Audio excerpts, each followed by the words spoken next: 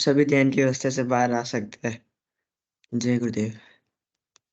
गुरुदेव सियाग सिद्ध योग ध्यान की विधि। आरामदायक स्थिति में बैठ जाएं और कुछ समय के लिए गुरुदेव के चित्र को ध्यान से देखें। अब आंखें बंद कर लें और गुरुदेव श्री रामलाल जी सियाग के चित्र को अपने आज्ञा चक्र पर, जहां बिंदी या तिलक लगाते हैं, देखते हुए गुरुदेव से 15 मिनट की अवधि के लिए ध्यान स्थिर करने की प्रार्थना करें।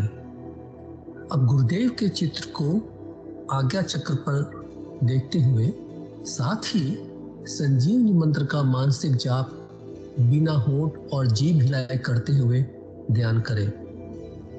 इस दौरान यदि आपको कोई यौगिक क्रिया हो तो घबराएं नहीं, ना ही उसे रोकने का प्रयास करें। ध्यान की अवधि पूर्ण होते ही यह क्रियाएं स्वतः बंद हो जाएंगी। इस विधि से सुबह शाम हल्के पेट नियमित रूप से केवल 15 मिनट का ध्यान करें और संजीवनी मंत्र का मानसिक जाप हर समय करें। कुछ विशेष ध्यान रखने योग्य बातें। संजीवनी मंत्र का मानसिक जाप अपने दैनिक कार्य करते हुए अधिक से अधिक करें। संजीवनी मंत्र के साथ किसी और मंत्र का जाप नहीं करना है। इस मंत्र को कभी भी लिखकर या बोलकर किसी को नहीं बताना है। तांत्रिकों से नहीं मिले और ना ही उनके दिए हुए डोरे या ताबीज आदि पहने।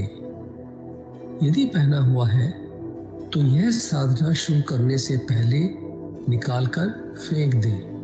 अब शक्तिपात दीक्षा के लिए गुरुदेव की दिव्य वाणी में संजीवनी मंत्र ध्यान से सुनिए और उसके पश्चात 15 मिनट ध्यान करें। आप भी जो है ना, जो मैं मंत्र बताऊंगा उसको बोल कर या इशारे से किसी को नहीं बताओगे। रहता सिंह कहा ना, अब कैसे छूटे नाम रट लगी। किसकी लगी नाम रट? राम की लगी, कृष्ण की लगी, ये रोक लगी हुई थी गुरुओं के। और उसका मानसिक जप करना, समझे? वो मंत्र बता दो, एक बीज मंत्र है वो।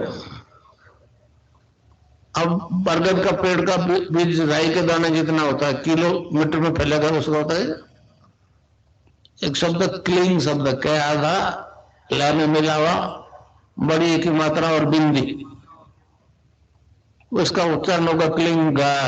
गा की ध्वनि निकलेगी पीछे।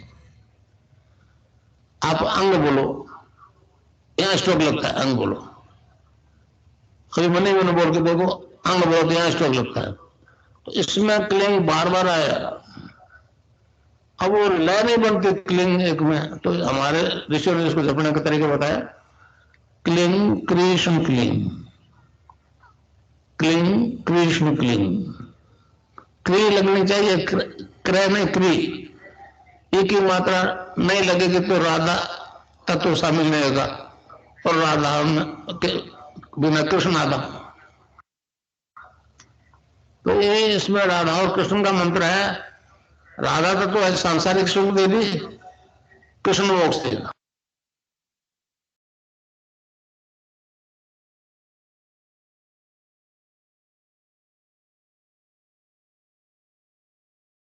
जय गुरुदेव सभी को। मैं विनोद अंकल को गुरुदेव की दिव्य लेखनी पढ़ने के लिए बुलाऊंगा। जय गुरुदेव। जय गुरुदेव जी। मैं स्क्रीन शेयर कर देता हूं।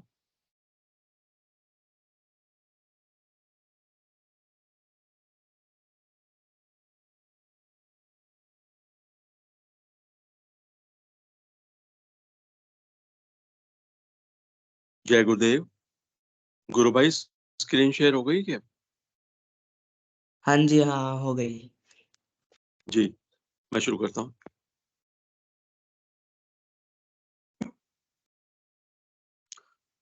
जय गुरुदेव, जय दादा गुरुदेव, जय गुरुदेव सभी को। पूज्य गुरुदेव की दिव्य लेखनी में से आज जिस अद्भुत ज्ञानवर्धक और दिव्य लेख को हम पढ़ेंगे उसका शीर्षक है संत मत के अनुसार सृष्टि की उत्पत्ति का वर्णन। 15 फरवरी 1988 को पूज्य गुरुदेव ने यह लेख लिखा था। गुरुदेव लिखते हैं, संत मत के अनुसार भी यह सारा संसार मात्र ईश्वर का ही विस्तार है। विभिन्न स्वरूपों में मात्र उसी पूर्ण सत्ता की शक्ति कार्य कर रही है। हमारा भौतिक विज्ञान भी मानता है कि सूक्ष्म से स्थूल की उत्पत्ति होती है। अतः साकार जगत की उत्पत्ति का कारण निराकार शक्ति ही है। मोटे तौर पर शब्द और प्रकाश ही इस संसार की उत्पत्ति का कारण है। शब्द और प्रकाश उस चेतन सत्ता का निराकार स्वरूप है। आदि में केवल शब्द ही था, प्रकाश उसकी चेतना का ही स्वरूप है। इस प्रकार शब्द और प्रकाश कोई भिन्न भिन्न नहीं होकर एक ही चेतन सत्ता की अभिव्यक्ति है। जिस प्रकार हीरे में से प्रकाश निकलता है, अतः हीरा और प्रकाश जैसे दो भिन्न वस्तुएं ना होकर एक ही हैं। जब इस निराकार सत्ता ने अपने विस्तार का विचार किया, यानी संसार को रचने की सोची, तो अपनी इच्छा शक्ति से अपने ही निराकार स्वरूप को सूक्ष्म में और फिर सूक्ष्म से स्थूल में परिवर्तित कर दिया। आज हम संसार को जिस रूप में देख रहे हैं, यह उसी परम चेतन निराकार शक्ति का ही स्वरूप है। इस प्रकार जब लोकों की रचना प्रारंभ हुई, तो सबसे पहले जो लोक रचा गया, संतों ने उसका नाम अगम लोक रखा है। इस लोक में ईश्वर बालक रूप में प्रकट हुए। इस स्वरूप में से जो तेज प्रकाश निकलता है, उसी से यह लोक प्रकाशित है। इस लोक में शब्द यानी ईश्वर अपने सूक्ष्मतम स्वरूप प्रत्यक्ष अनुभूति में विराजमान है। इसके बाद उस परम सत्ता ने नीचे उतरकर दूसरे लोक की रचना की, जिसका नाम संतों ने अलख लोक रखा है। इस लोक में शब्द का स्वरूप सूक्ष्म तरंग में परिवर्तित हो गया और वह परम सत्ता नील वर्ण में परिवर्तित हो गई, परंतु प्रकाश का स्वरूप सफेद ही है। इस लोक का स्वरूप भी अति सूक्ष्म होने के कारण दिखाई नहीं देता, केवल दिव्य दृष्टि से देखा जा सकता है। इसके बाद उस परम सत्ता ने और नीचे उतरकर जिस लोक की रचना की, उसका नाम संतों ने सतलोक रखा है। इस लोक में भी उस परम सत्ता का स्वरूप नील वर्ण है, परंतु प्रकाश अगम और अलख लोक जैसा सफेद ही है। परंतु प्रकाश अगम और अलख लोक जैसा ही सफेद है। शब्द का स्वरूप यहां भी तरंगों के रूप में अपने को व्यक्त करता है। इस लोक में ईश्वर संत सदगुरु के रूप में प्रकट हुए हैं। उपरोक्त तीनों देश भिन्न होते हुए भी इनकी रचना पूर्ण निर्मल चैतन्य से हुई है। यहाँ किसी प्रकार की भी माया का कोई प्रभाव नहीं है। इन देशों में पहुंचने के बाद जीव काल क्लेश, दुख दर्द और जन्म मरण के चक्कर से मुक्त हो जाता है। इन तीनों लोकों में असंख्य द्वीप हैं, जो पूर्ण रूप से निर्मल चैतन्य से रचे हुए हैं। इनमें असंख्य जीव जो जन्म मरण के चक्कर से छुटकारा पा चुके हैं, निवास करते हैं।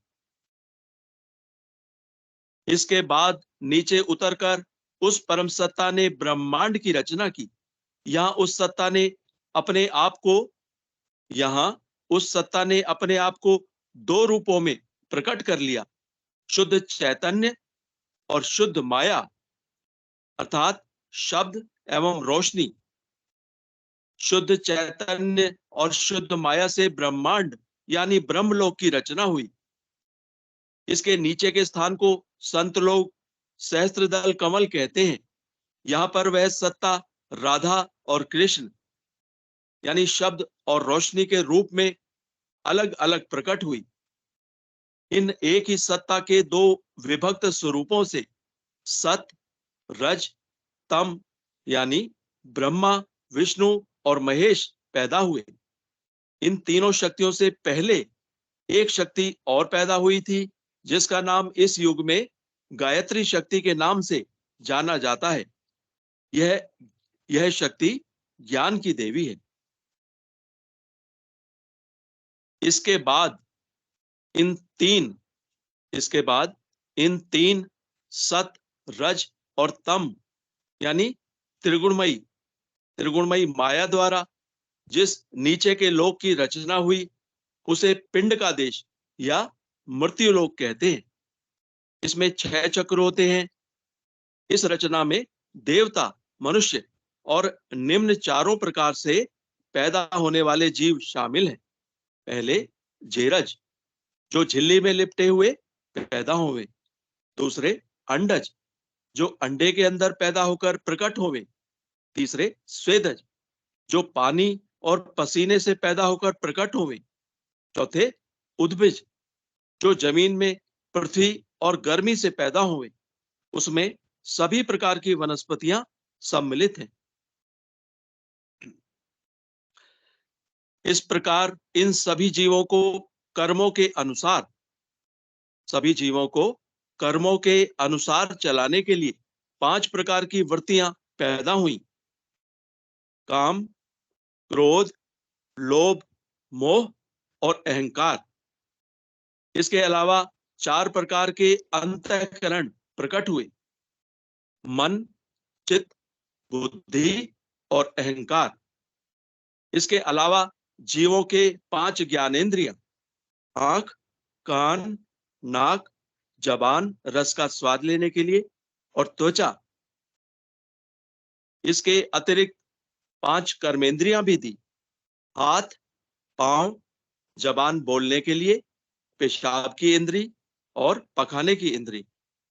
क्योंकि ये सूक्ष्म और स्थूल लोक माया से ओतप्रोत हैं, अतः अनेक प्रकार के मायावी भोग माया ने प्रकट करके मन और इंद्रियों द्वारा उनको भोगने का लालच देकर जीव को अपने भंवर जाल में फंसा लिया। क्योंकि ये सूक्ष्म और स्थूल लोक माया से ओतप्रोत हैं, अतः अनेक प्रकार के मायावी भोग माया ने प्रकट करके मन और इंद्रियों द्वारा उनको भोगने का लालच देकर जीव को अपने भंवर जाल में फंसा लिया। इस प्रकार जीव त्रिगुणमयी माया के चक्कर में फंसकर संसार के झूठे भोगों के प्रलोभन में आकर कष्ट भोग रहा है। दिखने में ये मायावी भोग अमृत के समान लगते हैं, परंतु इनका परिणाम विष के समान होता है। इस प्रकार जीव इस भंवर जाल में फंसकर दुख भोग रहा है। इस जाल से निकलने का रास्ता मात्र एक ही है। शब्द उस परम सत्ता से निकलने वाली सूक्ष्म धार है, तरंग है। केवल उसी धार के सहारे ही उस परम सत्ता तक पहुंचा जा सकता है और कोई उपाय नहीं है। चेतन शब्द से हीरे की तरह प्रकाश निकलता है, जो अंधकार को भगा देता है और उस आगम लोक से आने वाले प्रकाश के सहारे उसके उद्गम स्थान तक पहुंचा जा सकता है। इसके अलावा किसी प्रकार की आराधना से उस परम सत्ता से जुड़ना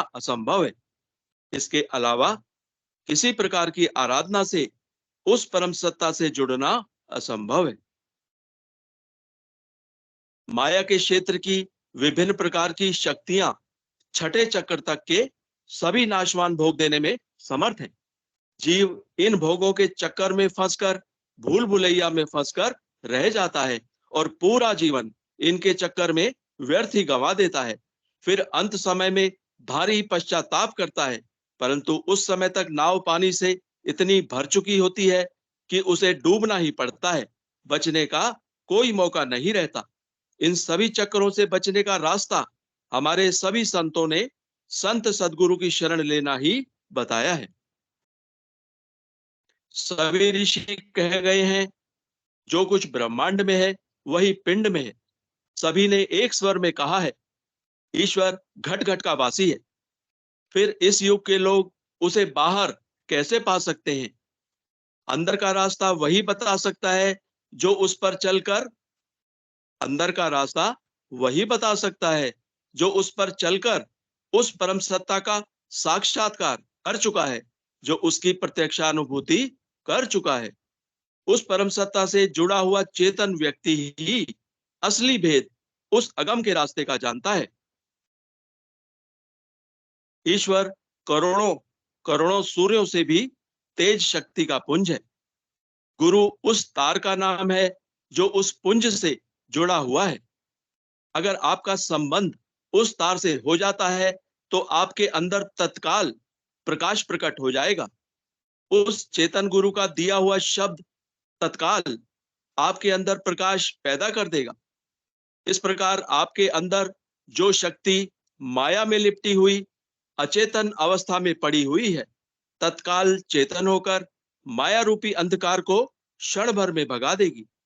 इस प्रकार आई हुई आत्म चेतना आपको हर प्रकार की विघ्न इस प्रकार आई हुई आत्म चेतना आपको हर प्रकार की विघ्न व बाधाओं से बचाती हुई निर्भय रूप से उस पूर्ण सत्ता से मिल प्रकार जीव जन्म मरण के चक्रों से बच सकता है। इस युग में चालाक लोगों ने इस युग में चालाक लोगों ने हमारे शास्त्रों में गुरु की महिमा को पढ़कर उसका दुरुपयोग प्रारंभ कर दिया है। इस प्रकार आज संसार में गुरुओं की संख्या शिष्यों से अधिक हो गई है। हमारे सभी शास्त्रों में गुरु की महिमा में बहुत कुछ कहा गया है। संत कबीर ने कहा है, कबीरा धारा अगम की सदगुरु देई लखाए, उलटता ही पढ़िए सदा स्वामी संग लगाए, अर्थात राधा कृष्ण। गुरु का पद गोविंद से भी ऊपर बताया गया है। गुरु गोविंद दोनों खड़े किसके लागू पांव, बलिहारी गुरुदेव की गोविंद दियो मिलाए। गुरु की महिमा करते हुए सहजोबाई ने भी कहा है, जो तिरिया पीहर बसे सूरत रहे पीऊ माही, ऐसे जन जग में रहे गुरु को भूले नाही। मीराबाई ने भी कहा है, अगर मुझे गुरु और गोविंद में से एक को चुनने के लिए कहा जाए तो मैं गोविंद को छोड़कर गुरु को चुनना पसंद करूंगी। अगर मैं गोविंद को चुनती हूं तो अगर दैव योग से गोविंद से बिछुड़ गई तो फिर मिलना असंभव होगा। परंतु अगर गुरु कृपा रही तो हजार बार बिछुड़ने पर भी गोविंद मुझसे अलग नहीं रह सकते। मेरा भाई, इस प्रकार संत मत को मानने वाले सभी लोगों ने गुरु पद की महिमा गाई है। ऐसे परम दयालु गुरु के मिलने पर जीव का कल्याण होने में कोई देर नहीं लगती। अध्यात्म जगत में समय की दूरी बिल्कुल नहीं होती। जिस प्रकार बिजली का बटन दबाते ही प्रकाश हो जाता है, ठीक उसी प्रकार सच्चा गुरु आपके अंदर प्रकाश पैदा कर सकता है, क्योंकि उसका संबंध उस परम ज्योति पुंज से होता है। अगर तार टूटा फूटा या नकली है तो अनेक जन्मों में भी प्रकाश होना असंभव है। अतः अगर व्यक्ति चेतन है तो प्रथम मिलन के प्रथम क्षण में ही आपको इसकी प्रत्यक्षानुभूति हो जाएगी। अन्यथा चाहे कितना ही समय बर्बाद करो, कुछ नहीं होगा। कितना ही समय बर्बाद करो, कुछ नहीं होगा। जय गुरुदेव, जय दादा गुरुदेव, जय गुरुदेव सभी को।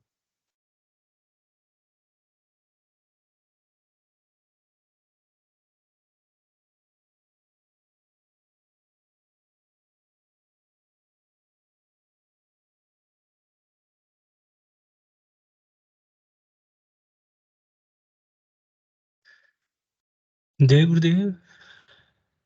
आज के मंत्र संचालन के लिए यदि कोई आना चाहे तो स्वागत है उनका, प्लीज।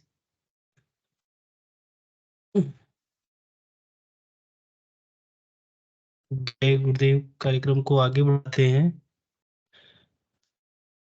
पूज्य गुरुदेव की अनुकंपा से चलने वाले इस कार्यक्रम में सभी गुरु भाइयों और गुरु बहनों का हार्दिक स्वागत है।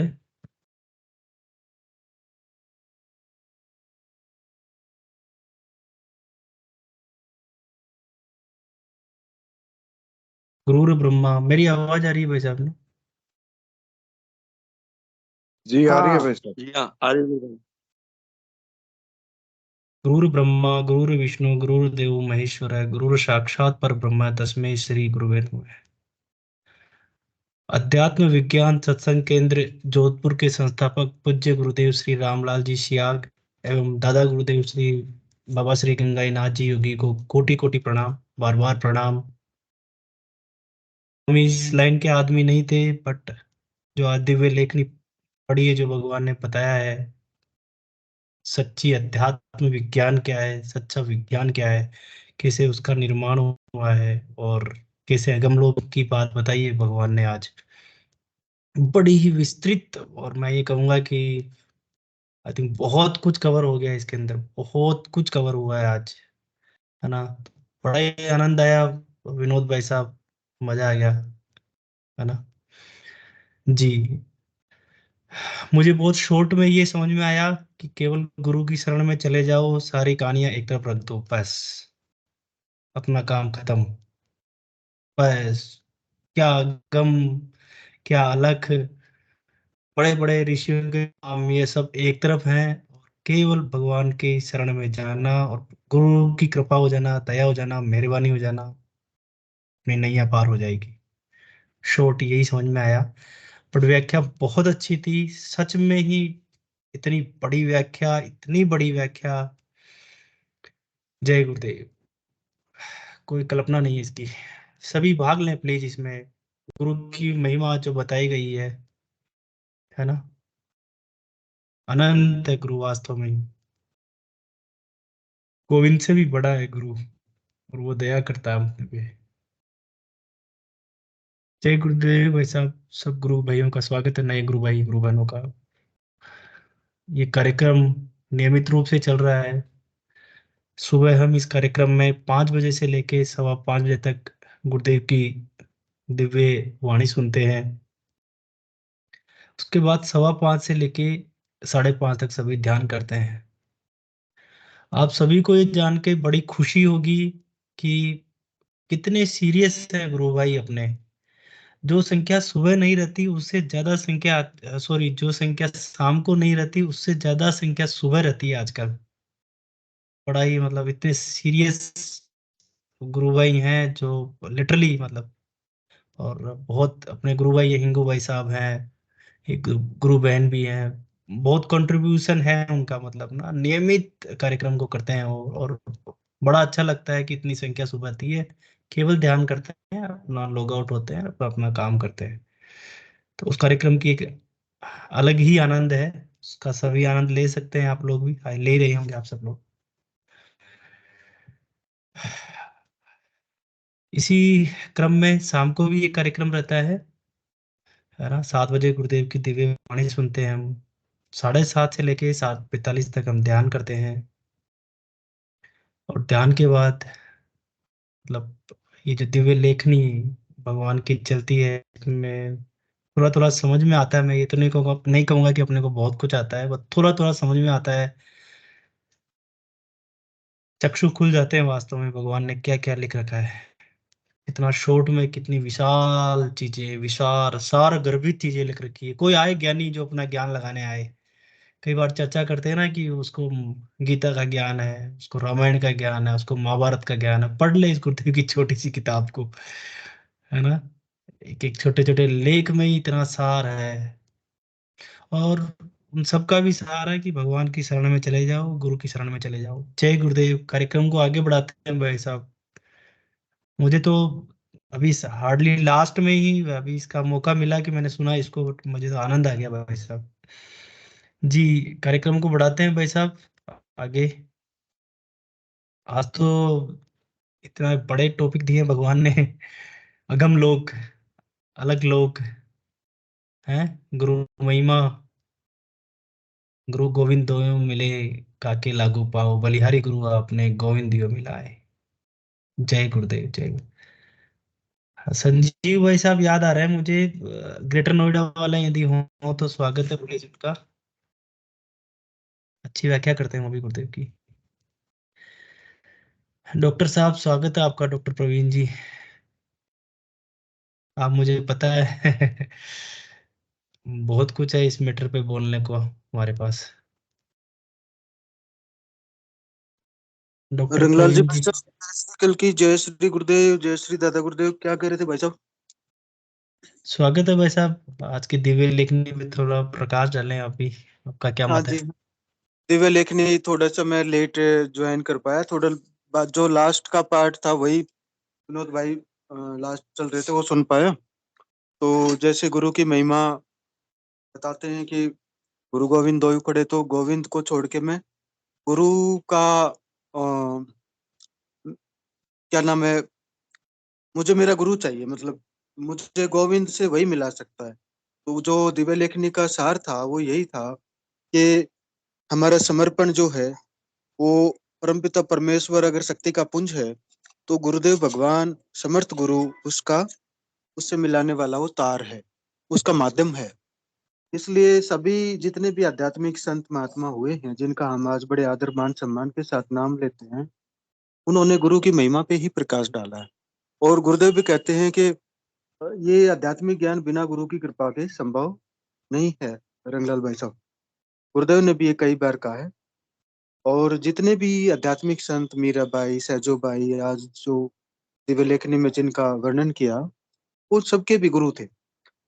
लेकिन जैसे गुरुदेव कई बार ऐसे हंस के कहते थे कि आज गुरुओं से ज्यादा शिष्य हैं, शिष्य हो गए, उनके चेले ज्यादा हो गए। क्योंकि वो समर्थ गुरु उस जब तक हमने उस चीज को नहीं ज्ञान प्राप्त हुआ जो परम सत्ता है, तो वो अपने शिष्य को भी नहीं करवा सकता। जिस चीज का हमें टेस्ट नहीं पता वो हम किसी को बता नहीं सकते। इसलिए परमपिता परमेश्वर की कृपा से समर्थ गुरु कहते हैं कि बहुत कई जन्मों के पुण्य कर्मों से गुरु समर्थ गुरु की प्राप्ति होती है। तो यही है रंगलाल भाई साहब के बड़े सौभाग्यशाली हैं हम सब लोग कि हमें समर्थ सदगुरुदेव ने अपनी शरण में लिया। जी जी और जी। हम सबको दिव्य अनुभव भी हो रहे हैं। कितनी दिव्य अनुभव हैं, कितने लोग हैं जो ये कह सकते हैं कि ऐसे दिव्य अनुभव कितने लोगों को कि भाग्य में लिखे होंगे। बहुत ही रेयर है, ये ऐसा संभव नहीं है। जी भाई तो साहब जी। जी, गुरुदेव की वही है वो दुआ, मुझे तो याद नहीं है वो जो सात समुद्र की लेखनी और वो जो आप लोग बताते हैं, तो भी साध गुरु की संत महिमा। मसीह करूं। हाँ हाँ। गुरु- जी जी। जी जी, रंगलाल भाई लेखनी साहब तो सब वो। बन रहा है। जी जी जी, पूरा कीजिए रंगलाल जी भाई साहब। तो गुरुदेव की महिमा जो है ना, गुरु की महिमा वो कितने शब्दों में, दो लाइन में बयां कर दी कि भाई सातों समुद्र की अगर उसको स्याही भी बना ले तो भी वो उसको संभव नहीं है। तो गुरु अनंत गुरु कृपा भी ऐसे ही अनंत होती है। समर्थ सदगुरुदेव की प्राप्ति बहुत ही भाग्य से, बहुत ही कई जन्मों के पुण्य कर्म से प्राप्त होती है। और हम बड़े सौभाग्यशाली रंगलाल जी भाई साहब कि हम एक परमपिता परमेश्वर हमारे समर्थ सदगुरुदेव भगवान की शरण में हैं। जय श्री गुरुदेव, जय श्री दादा गुरुदेव। परवीन गुरु भाई, जय गुरुदेव। जी जी, विनोद भाई साहब, जय श्री गुरुदेव। बताइए भाई साहब। जय जय श्री गुरुदेव। गुरु भाई वो इस तरह से है, हम्म। सब धरती, सब हाँ हाँ धरती कागद करूं, हाँ जी। लेखनी सब बन राय, हाँ हाँ सब समुद्र की मसी करूं, गुरु गुण हाँ, लिखा ना जाए। गुण लिखा ना जाए, बिल्कुल। तो ये आज बहुत ही अद्भुत है। मतलब आप, उसने जो है अपनी तरफ से बताने की कोशिश करी है कि भाई सारी धरती की जो है मैं कागज बना दूं, है ना, सारे हम्म। जंगलों की बन रहा है कि लेखनी, लेकिन उसके बावजूद भी लिखा नहीं जा सकता। तो आप सोच के देखिए कि हाँ कितनी हाँ, बड़ी अद्भुत महिमा है गुरु की जो है सोच ना। हमारे सामर्थ्य से बाहर है। और गुरु महिमा का गुणगान करना भी सामर्थ्य से बाहर है। तो जैसा कि जितना अनुभव गुरुदेव भगवान ने करवाया, दीक्षा दी, सौभाग्य बहुत बड़ा के जो अनुभव उनके जो परमपिता परमेश्वर ने स्वयं कहते हैं कि जो मुझे ज्ञान प्राप्त हुआ, यानी जो परिवर्तन एक आदमी में आ सकता है वो सब में आ सकता है। तो आज एक 2012 वर्ष की एक मैं स्पिरिचुअल साइंस की अपनी पत्रिका है मेरे पास, वो पढ़ रहा था। उसमें एक वृत्तांत लिखा हुआ है कि एक कोई सूफी संत होते थे पहले, कोई संत थे, उनके एक शिष्य थे। तो उन्होंने शिष्य की परीक्षा लेनी चाहिए कि शिष्य की एकाग्रता, उसका समर्पण की कसौटी पे क्या है। तो वो बोले कि उस शहर में जाओ और वहां से एक कोई जड़ी बूटी है मिलेगी वहां, वो लेके आओ। साथ में कहा कि वहां बहुत सारे संत महात्मा रहते हैं, तो उनसे भी मिल के आना उस शहर में। तो शिष्य वहां से गुरु की आज्ञा लेके अपने और चल दिया। तो वहां पहुंच के वो जो जड़ी बूटी उनके गुरु महाराज ने जब बताई थी, वो उन्होंने ले ली, वहां से प्राप्त कर ली। और फिर याद आया कि और भी संत महात्मा हैं, उनसे गुरुदेव ने आदेश दिया कि उनसे मिल गया ना, तो उनसे भी उनका मिलना हुआ अध्यात्म के ऊपर लंबी चौड़ी चर्चा हुई। तो एक जो उस शहर में जो चर्चा का विषय था, वो कोई प्राचीन कोई द्वार होता था, दिव्य द्वार। तो वो वहां ये चर्चा चल रही थी कि ये द्वार से जो क्रॉस कर जाएगा उसे स्वर्ग की प्राप्ति हो जाएगी, इस द्वार से जो गुजरेगा। अब शिष्य भी कम नहीं था, असमंजस में पड़ गया वो, जैसा कि उस वृत्तांत में दिया गया है कि गुरु कृपा के बिना ये संभव नहीं है जो भी ये बता रहे हैं। और मैं मेरे गुरु को छोड़ के और इस द्वार का सहारा लूं स्वर्ग जाने के लिए, तो वो भी उनको मतलब संतुष्ट नहीं हो पा रहे थे उससे। तो उन्होंने बड़ा अनुनय विनय किया जो संत महात्मा थे कि आज ये अवसर है, इसका फायदा उठा लीजिए। लेकिन नहीं माना मन शिष्य का। वो जैसे तैसे बहाने बना के और वापस आ गया अपने गुरु के पास। तो गुरुदेव को आके वो जड़ी बूटी जो थी वो सौंप दी, गुरुदेव भगवान ये लीजिए। और बाकी वर्णन नहीं किया, जो द्वार वाली घटना थी उसके बारे में उन्होंने कोई चर्चा नहीं की गुरुदेव। तो गुरु तो अंतर्यामी होते हैं, समर्थ गुरु, तो उन्होंने बोला कि भाई और कुछ विशेष कुछ वहां पे कोई ऐसा आपको कोई घटना हुई हो। उनका मन टटोला तो सकुचाते हुए थोड़ा सा असमंजस में बताया, गुरुदेव ऐसे ऐसे वो वहां पे आपने बोला था कि बहुत सारे संत महात्मा और उनसे मिलना चर्चा करना। तो उन्होंने ये बताया कि ये द्वार प्राचीन द्वार है, ये कभी बहुत ही पवित्र समय में खुलता है, इसी को जो क्रॉस करता है, जो इससे गुजरता है, वो स्वर्ग की प्राप्ति होती है उसको। तो बोले भाई फिर आप तो गुजर के आए होगे, गुरु ने पूछा अपने उनसे। बोले नहीं गुरुजी, मैं तो ये अवसर मुझे नहीं मिला, मैं उस द्वार में से नहीं निकल पाया, मैं समय नहीं था, ऐसे कुछ करके बात को टालना चाहा शिष्य ने। बोले नहीं नहीं, ये तो तुमने अवसर को खो दिया। गुरु बोले उनके, मैं भी अगर वहां होता तो उस द्वार से जरूर गुजरता। तुम तो ये तुमने तो बहुत बड़ा, ये तो इतना पवित्र मतलब सौभाग्य वो क्षण था और वो आपने तो उसको खो दिया। बोले गुरुदेव, मेरे गुरु ने, अगर मैं गुरु का सच्चा शिष्य हूँ तो उस सड़क का रास्ता तो मेरा गुरु ही दिखाएगा मुझे।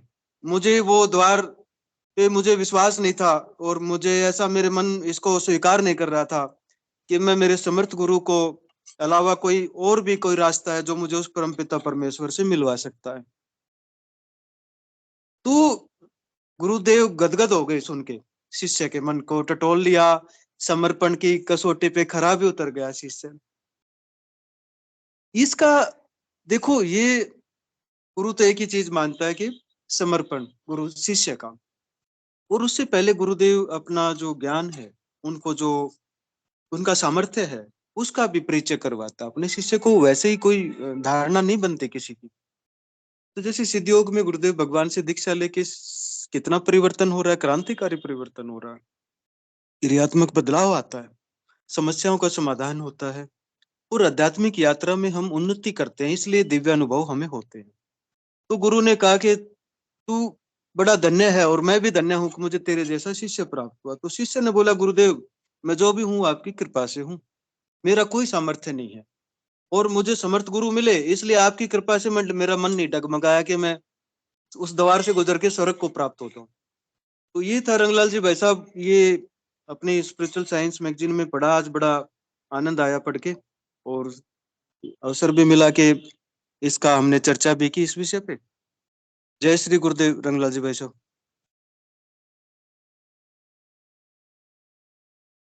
और रंगलाल जी भाई साहब आवाज नहीं आ रही क्या? जी आ रही है भाई साहब। जय गुरुदेव, जय गुरुदेव। बहुत बढ़िया भाई साहब, काफी अच्छा लगा। जी विनोद जी भाई साहब, स्वागत है आपका। जय गुरुदेव गुरु भाई। वो बस मैं तो बीच में वो बताने के लिए आया था जो प्रवीण गुरु भाई याद कर रहे थे ना कि सब धरती कागज करूं देख लेखनी। बाकी आप जो बोल रहे थे आज की दिव्य लेखनी के बारे में, वाकई जो है ना, आप बिल्कुल सही बोल रहे थे गुरु भाई। बहुत ही कमाल की है, बहुत ही अद्भुत है। मैंने इसीलिए शुरू में भी कहा था कि बहुत ही ज्ञानवर्धक है। इसमें इतना ज्ञान जो है भर दिया गुरुदेव ने, मतलब सारे रहस्य जो है उजागर कर दिए, है ना।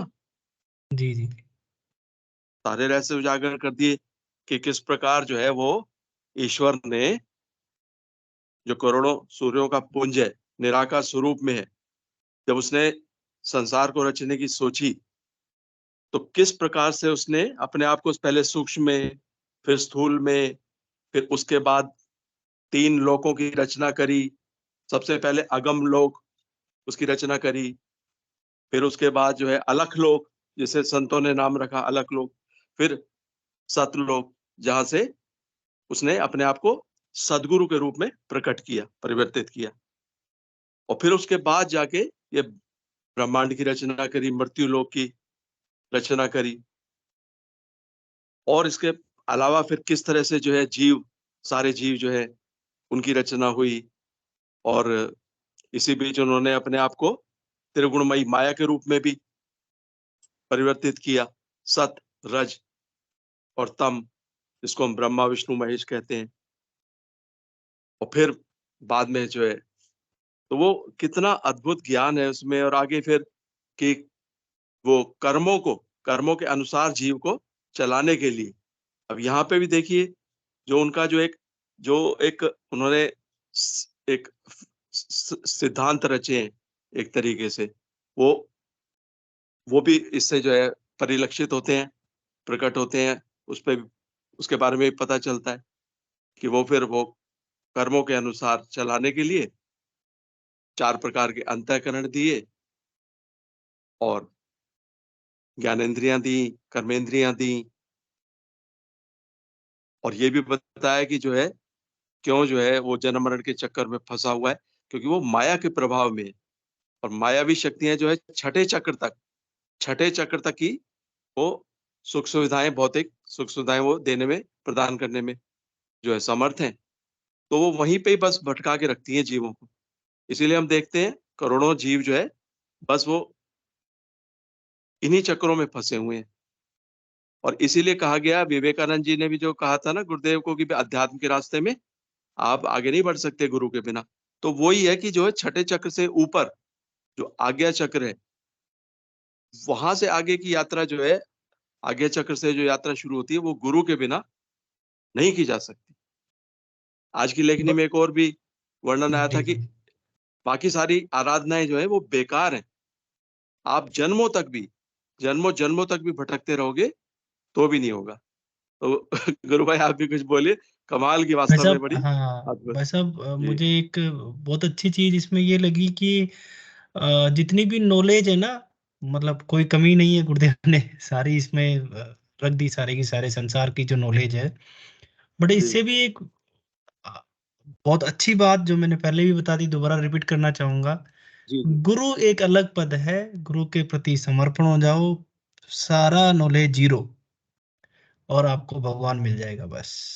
इसका सारांश मुझे ये समझ में आया कि गुरुदेव ने सारी नॉलेज को एक तरफ किया और कहे कि भैया गुरु के प्रति समर्पित हो जाओ। सब मिल बिल्कुल जाएगा, सब मिल जाएगा। बिल्कुल गुरु भाई, बिल्कुल गुरु भाई। मैं तो बल्कि इसमें 2 शब्द और जोड़ूंगा, 2 लाइनें और जोड़ूंगा।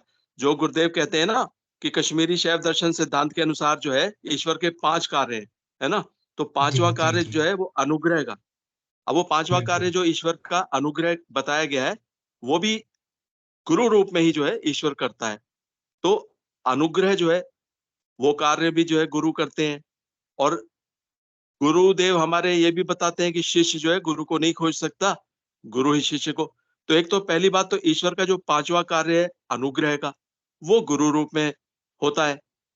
और दूसरा फिर वो गुरुदेव जब अनुग्रह करते हैं तो फिर वो खुद ही अपने आप ही शिष्य को खोजते हैं। तो इसीलिए जो है एक शिष्य गुरु को, जो समर्थ गुरु है, जो सच्चा गुरु है, उसको खोज नहीं सकता।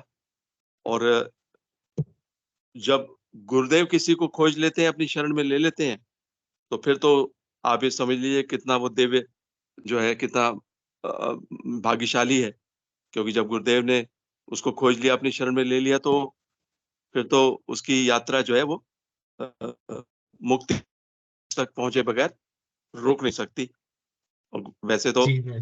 जो है गुरुदेव ने ये भी कहा है कि जीते जी मोक्ष होता है, मरने के बाद मोक्ष नहीं होता। तो यानी कि जी अगर आप जी। जीते जी मोक्ष तक आपकी यात्रा पूर्ण नहीं हुई, तो फिर आपको दूसरा जन्म लेना पड़ेगा, उससे आगे की यात्रा शुरू करनी पड़ेगी। लेकिन गुरुदेव जब तक आपको मोक्ष तक नहीं पहुंचा देंगे, तब तक वो आपको मतलब आप भटक नहीं सकते। चाहे आप संसार में रहते हुए बेशक मायावी शक्ति के प्रभाव में भी आ जाएंगे, लेकिन आप फिर भी गुरुदेव भटकने नहीं देंगे। हमने कितने एग्जाम्पल देखे हैं ना। जैसे जी जी। एक वो लड़की का भी देखा था, वो गुरुदेव से नाराज हो गई, तो 6 महीने के लिए उसने फिर बंद कर दिया सब कुछ, आराधना वाराधना सब बंद कर दी। तो उसको भी फिर 6 महीने बाद मना के फिर गुरुदेव ने फिर अपनी साधना से जोड़ लिया। इसी तरह से गुरु भाई आए थे, जो कह रहे थे मैं तो जी 2013 में जोड़ा था गुरुदेव से, फिर पता नहीं कितने 11 साल तक, कितने साल तक फिर बंद रही उसकी साधना, फिर शुरू हो गई दोबारा। तो जी किसी भी जी। वजह से अगर कोई छोड़ भी दे, तो गुरुदेव ने तो पकड़ा है, तो गुरुदेव तो छोड़ेंगे नहीं ना। तो फिर वो फिर आ जाएगा दोबारा। और जब तक उसको मोक्ष प्रदान नहीं कर देंगे, मुक्ति नहीं मिलेगी जब तक, गुरुदेव से छोड़ेंगे। तो गुरुदेव तो वास्तव में जो समर्थ गुरु हैं, वो तो जो है मतलब जिसको हम जैसे लोग वास्तव में, कल की लेखनी में भी वो अनुभूति में आया था रामचरण मीना जी की, कि कितने भाग्यशाली हैं लोग। रामचरण मीना जी को गुरुदेव ने जो दर्शन दिए उज्जवल वेश में, और बताया कि मैं ही कृष्ण हूँ, ये बताया उनको मैं ही कृष्ण हूँ। तो वो उसमें भी आया था कि कितने भाग्यशाली हैं गुरुदेव के शिष्य साधक, जिनको साक्षात श्री कृष्ण जो है भगवान, वो गुरुदेव के रूप में मिल गए। जी और मैं जी अपना सर। व्यक्तिगत भी मैं कभी-कभी सोचता हूँ, वो हालाँकि मैं बताने में मेरे को बड़ा शर्म सी आती है, संकोच सी होता है, कि मैं एक बार सन 81-82 की बात होगी। मैं भगवान श्री कृष्ण को प्राप्त करने के लिए मैं दरअसल प्रभावित हुआ। उन दिनों गीता प्रेस गोरखपुर की आती थी घर में, धार्मिक पुस्तकें वो पढ़ते थे। तो ये पता पढ़ते-पढ़ते एहसास हुआ कि भई मनुष्य जन्म जो मिला, वो तो ईश्वर की प्राप्ति के लिए मिला है। तो अब दूसरे जो है फिर वो भक्तों की जो कथाएँ पढ़ी, तो उसमें वो जो थे ना भक्तराज ध्रुव, जिन्होंने 7 साल की उम्र में ही, बहुत छोटी उम्र में ही भगवान को प्राप्त कर लिया था। और ऐसी तपस्या करी थी कि मतलब जब तक मैं कुछ खाऊँगा, पीऊँगा नहीं, जब तक भगवान मेरे को साक्षात दर्शन नहीं देंगे। तो वो मरने के लिए तैयार था। तो जब भूखे-प्यासे रहते-रहते कुछ दिन बीत गए, तो भगवान प्रकट हो गए। तो उससे मेरे को बड़ी प्रेरणा मिली कि यार उन्होंने तो 7 साल की उम्र में भगवान को प्राप्त कर लिया था। तो हमारी तो उम्र अब ज़्यादा है, और मनुष्य जीवन मिला इसीलिए, तो भगवान को प्राप्त करने के लिए निकलते हैं। तो अब दिल्ली में रहते थे, तो लगा यार मथुरा वृंदावन तो पास में ही है, और वो तो भगवान की जो है जन्मभूमि है, कर्म भूमि है। तो चलो मथुरा वृंदावन चलते हैं। तो मैं चला गया मथुरा वृंदावन, और इस प्रकार से घर से पैसे लेके निकला कि वन वे ट्रैफिक बस, वहां तक जाते-जाते पैसे खत्म हो जाएंगे, फिर वापस आना नहीं है। फिर तो वहां तपस्या करनी है घनघोर, भगवान श्री कृष्ण को प्राप्त करने के लिए। क्यों? जब जब जो भक्तराज ध्रुव ने 7 साल की उम्र में जो तपस्या करी थी और भगवान को प्रकट होना पड़ा, तो हमारे को भी दर्शन देंगे। तो भगवान श्री कृष्ण का एक मंत्र ले लिया उन दिनों और फिर निकल गए वृंदावन में। अब बोलना नहीं, बात नहीं करनी किसी से, बस घूमते फिरते अपना मंत्र जाप करना, रात को कहीं भी मंदिर वंदिर में कहीं भी सो जाना। तो 2 दिन तक ऐसे ही चलता रहा। ना मैंने किसी से बात करी, ना किसी ने मेरे से बात करी, मंत्र जाप चलता रहे बस, और परिक्रमा करते रहे अपने, टाइम पास करने के लिए परिक्रमा करते रहे। ना कुछ खाना है, ना कुछ पीना है, ना जेब में पैसे हैं। तो 2 दिन ऐसे ही बीत गए। फिर उसके बाद फिर क्या हुआ? अच्छा, ये बातें फिर बाद की मेरे को बाद में पता चली। गुरुदेव ने भी अपनी स्पीच में बताया कि 2 दिन से ज्यादा नहीं रुकने देता था, भगा देता था। गुरुदेव ने भी अपनी स्पीच में बोला, 2 दिन से ज्यादा नहीं रुकने देता था, भगा देता था। और एक गुरु बहन और आई थी जो सेशन में, उन्होंने भी बताया कि श्री कृष्ण के बारे में कि वो भगा देते हैं। तो मेरे साथ भी वही हुआ। तीसरे दिन जो है, वो मेरे विचार जो है बदल दिए भगवान ने। मैं कभी भी किसी मंदिर में घुसता नहीं था, तीसरे दिन एक मंदिर में घुस गया, वहां आरती हो रही थी। उसके बाद किसी ने मेरे से बात करनी शुरू करी, मैंने भी उससे करनी शुरू करी। उसने वहां पे जो वहां पुजारी जी थे, उनसे मिलवाया। उन्होंने पूछा क्या बात है, मैंने कहा जी ऐसे ऐसे बात है। तो उन्होंने समझा बुझा के बोला जी वापस चले जाओ। मैंने कहा जी मेरे पास तो पैसे भी नहीं है, वापस जाऊंगा ही नहीं, तो जाऊंगा कैसे? तो उन्होंने कहा मेरे से ले लो पैसे, मैं दे रहा हूँ। तो व्यवस्था कर दी। मतलब भगवान श्री कृष्ण ने फिर पूरा मन परिवर्तित कर दिया, वापस भेज दिया। तो ये 81-82 की बात है। तो मैं सोचता हूँ कि उन दिनों तो गुरुदेव जो है, जो कि श्री कृष्ण भगवान के अवतार हैं, वो खुद ही जो है संसार में एक तरीके से पूर्ण रूप से प्रकट नहीं हुए थे। शक्तिपात दीक्षा देना प्रारंभ नहीं किया था, वो 90 में हुआ था। तो भगवान श्री कृष्ण जो गुरुदेव के रूप में प्रकट हुए, उनकी भी साधना चल रही थी उस दौर में। तो इसीलिए मुझे समझा बुझा के भगवान श्री कृष्ण ने वापस भेज दिया, प्रेरणा देके। और फिर उसके बाद फिर जब सन 90 में भगवान श्री कृष्ण के अवतारी गुरुदेव ने शक्तिपात दीक्षा देनी शुरू करी, तो उसके बाद हालांकि फिर बहुत साल बीत गए, लेकिन इसी जन्म में मिल गए। मुझे सबसे ज्यादा खुशी इस बात की है कि भगवान श्री कृष्ण ही मुझे मिल गए और गुरुदेव के रूप में मिल गए। क्योंकि किसी टाइम पे मैं यही चाहता था, यही मेरी प्रबल इच्छा थी कि मुझे गुरुदेव मिले, जो सच्चे गुरु होते हैं, जिसकी हम इतनी महिमा पढ़ते हैं धार्मिक पुस्तकों में, तो वो गुरु मिले। और मैं गया गया कहाँ था? वृंदावन में। और श्री कृष्ण का मंत्र जप रहा था। तो वही श्री कृष्ण मुझे गुरु के रूप में मिल गए इसी जन्म में। तो मेरी दोनों इच्छाएं पूरी हो गई। तो ये मैं कभी कभी सोचता हूँ कि देखो, और उस वक्त नहीं मिले, लेकिन इसी जन्म में मिल गए। भगवान श्री कृष्ण ही मिल गए और गुरुदेव भी मिल गए। तो मैं बड़ा आनंदित होता हूँ इस बात पे। तो बस ये बात थी गुरु भाई। बहुत बढ़िया समर्थ गुरु गुरु। भाई, बहुत बढ़िया। जी, बोलो कल की भगवान की जय हो। जय हो, जय हो। भाई साहब स्वागत है विक्रम विक्रम जी। भाई जी, जय गुरुदेव। जय गुरुदेव, जय दादा गुरुदेव, सभी गुरु भाई बहनों को।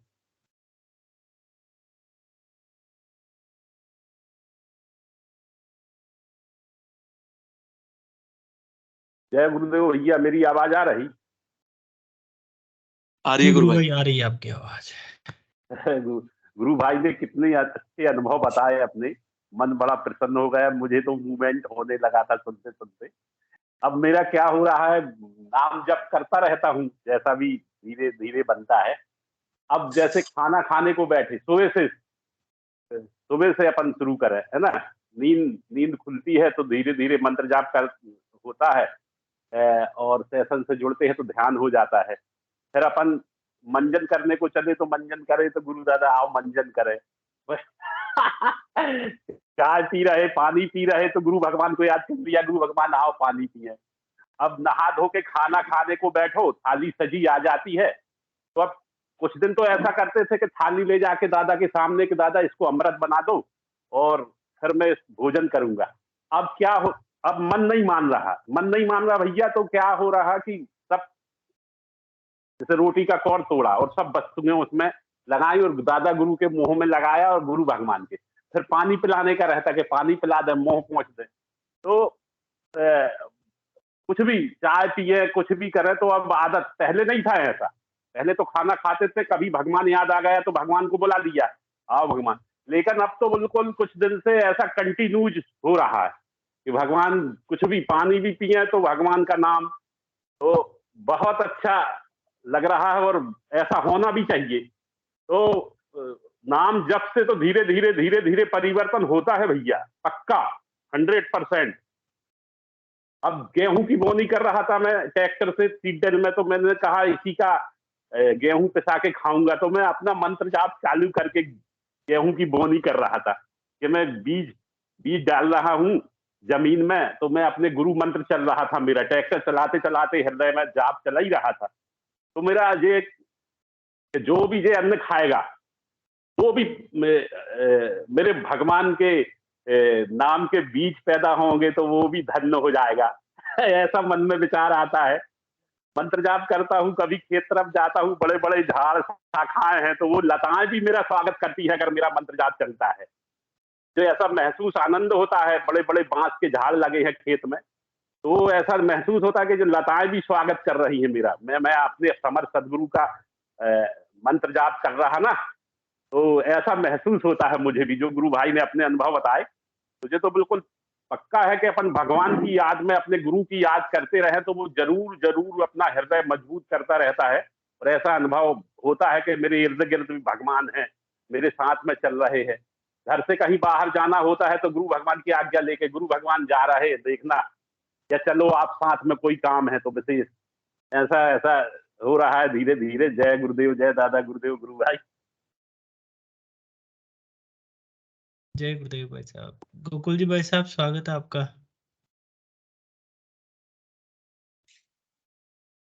जय गुरुदेव गुरु भाइयों, जय गुरुदेव। जय गुरुदेव भाई साहब, जय गुरुदेव। मैं यही कहना चाह रहा था कि आज की जो चर्चा आपने करी बहुत सुंदर, बहुत आनंद आया। गुरुदेव भगवान की जो लेखनी के बारे में जितनी चर्चा हुई, गुरु चर्चा के बारे में गुरु चर्चा हुई, तो भगवान की जो कृपा होती है, वास्तविक गुरु क्या होता है, इसके जो चर्चा हुई बहुत आनंद आया। इसमें सबने अपने अपने विचार भी रखे और मैं तो अपने विचार ये कहता हूँ कि गुरुदेव भगवान से बड़ा कोई नहीं है, क्योंकि भगवान स्वयं ही गुरु होता है। गुरु और भगवान पहली बात तो अलग अलग होते नहीं है, लेकिन जो मानते हैं तो वो गुरु से बड़ा भगवान नहीं होता। फिर जो गुरु रूप होता है भगवान का, वो उससे बड़ा होता है। यही चीज हमने बताई, जैसे उन्होंने बताया ना कि धरती सब कागज करूं, लेखनी सब बन रहा है, सात समंदर की मसी करूं, गुरु गुण लिखा ना जाए। इसका मतलब भी यही है कि गुरु जो है बड़ा परम दयालु होता है। वो पत्थर को भी घिस के उसको पारस बनाता है। गुरु के बिना मुक्ति असंभव है, गुरु के बिना भगवान का मिलना असंभव है। भगवान से मिलने की अगर हम प्रयास करते हैं, हो सकता है आपका प्रयास इतना हो कि भगवान आपको मिल जाए, कोई बड़ी चीज नहीं है। जैसे गुरुदेव भगवान ने कहा ना कि आप कृष्ण मंदिर में जाते हैं, राम मंदिर में जाते हैं, तुलसी चरणामत लेते हैं, वहां से भी मोक्ष होता है। लेकिन वो बड़ा कठिन मार्ग है। उसमें क्या है कि अपने उससे लेना पड़ता है, और उसमें जो आपने गलतियां किया है जीवन में या जो आपसे पाप हुआ है, उसका कर्म भोग करके ही आप आगे बढ़ सकते हैं। लेकिन जो गुरु की शरण में जाता है, उसके सारे कर्म कट जाते हैं, वो सब माफ कर देता है। सदगुरु भगवान उसको फिर से निखार करके ने पारस बना के सदगुरु भगवान भगवान के रूप में उसको भगवान से मिला देता है। गुरु वो चीज होती है। गुरु के बिना आगे नहीं बढ़ सकते का मतलब वही है कि हमारे कर्म इतने होते हैं कि हम भगवान से मिलना संभव नहीं होता है। लेकिन गुरु एक ऐसी चीज होती है कि वो हमारे सारे कर्म काट करके भगवान के पास जाने का मार्ग हमारा बिल्कुल बहुत ही सुगम बना देता है। तो गुरु की महिमा का तो कोई अंत नहीं है। गुरुदेव की जो भी महिमा है उसका कोई अंत नहीं है। गुरु की चर्चा में बड़ा आनंद आया। सब गुरु भाइयों का बहुत बहुत धन्यवाद। जय गुरुदेव गुरु भाई।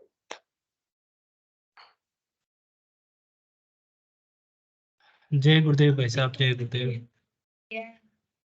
गुरुदेव का अनुकंपा है भाई साहब सब पे। इच्छा तो बहुत थी आज, बहुत और गुरु भाइयों को सुनना था, और समय नहीं अलाउ कर रहा है। आजकल बातें करेंगे और गुरु भाई, बहुत सारे नए नए गुरु भाई हैं जी। कार्यक्रम का समय हो गया भाई साहब, मैं प्रार्थना करूंगा हिंगू भाई साहब से आए और कार्यक्रम को अपने गुरुदेव के चरणों में रखें।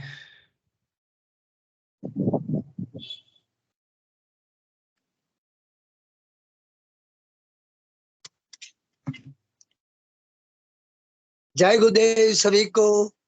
गुरुदेव की दिव्य चेतना सभी में सिद्ध हो, जगत व्यापी हो और जगत के कल्याण के लिए हो। जय गुरुदेव सभी को, बहुत बहुत जय गुरुदेव। बोलो कल के उद्धार की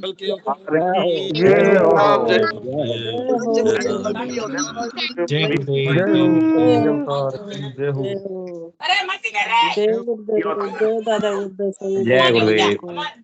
जय गुरुदेव सभी को। जय गुरुदेव, जय दादा।